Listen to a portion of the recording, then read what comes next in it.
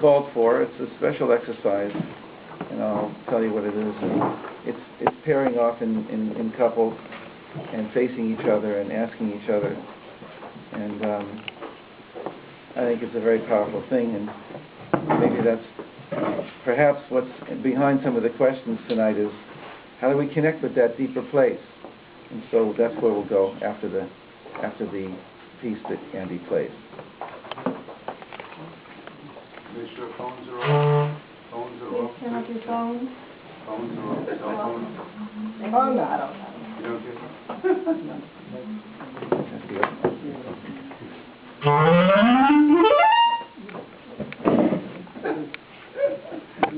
Wake up!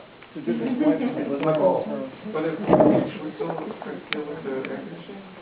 Air conditioning. Yeah, please. Go upstairs and ask Rabbi Fund. Anybody wants the air conditioning? Does somebody mind going up there and ask him? Wow. I don't want to freeze, but I'm willing. There you go. While you're playing, surely. Well, yeah, keep it on. It may not be so noisy. It may not be so noisy. I'd rather be cool than play. You're always cool. Yeah. That's fun. That's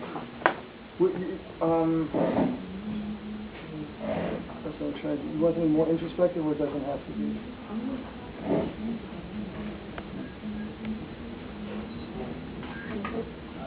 You go for what you Okay.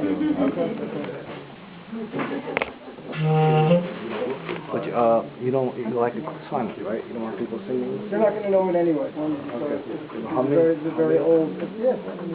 Oh yeah, where is it from? This is an old melody from probably, Ukraine or Poland. Probably at least, well over 100 years old. And typical of some of these really old melodies. And I just played this. It's a beautiful little improvisation before. So.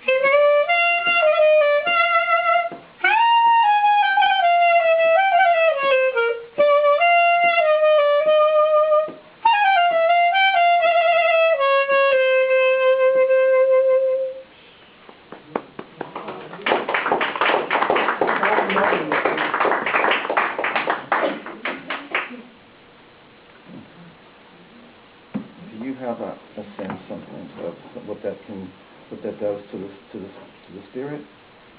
Do you, Yeah. would you Let's talk tell about us it. your Okay, experience of it?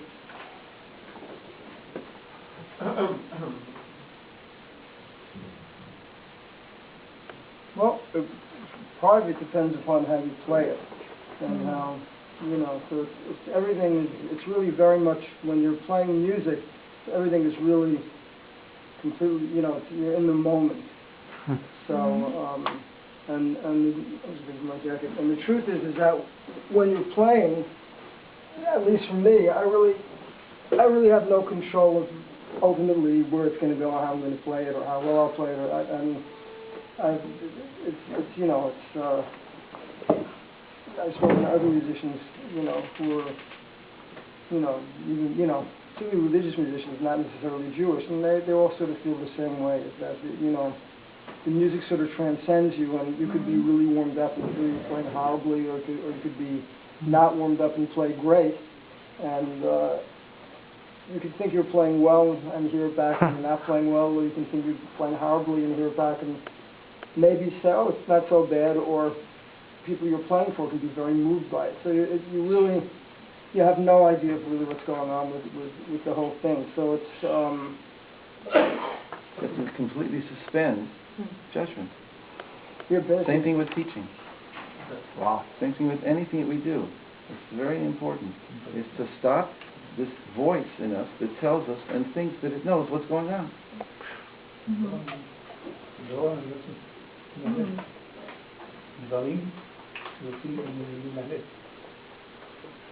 yeah. That's it. So it's, you know, but I mean, there's a lot, you know, each particular, it really depends how you're feeling a particular part of the melody, but each melody really, it really tells a story, and it's you know, in the old jazz musicians, or even not so old, they used to say, you know, you need to tell a story when you're improvising. And even if you're playing a piece of written music, you need to really be able to tell the story. And music is really telling a story. It's just you have to be able to, you know, to hear the story or be a storyteller, to be able to you know, because you're really dealing with different,